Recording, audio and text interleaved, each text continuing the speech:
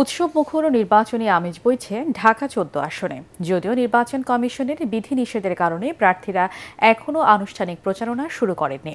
প্রায় ৪.৫ লাখ ভোটারের এই আসরে সাধারণ মানুষের সাথে কথা বলে তাদের চাওয়া পাওয়া জানতে চাইছেন প্রার্থীরা।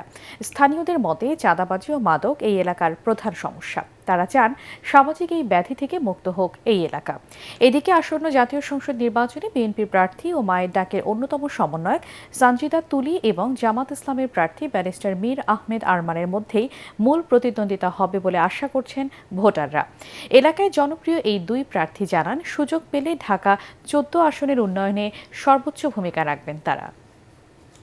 ভূমিকম্প সহনীয় মোস্ট ডিউরেবল দেশের প্রথম থার্মেক্স রড সালাম স্টিল। সালাম স্টিল বোঝে ডিউরেবিলিটি। সালাম স্টিল, মোস্ট ডিউরেবল স্টিল।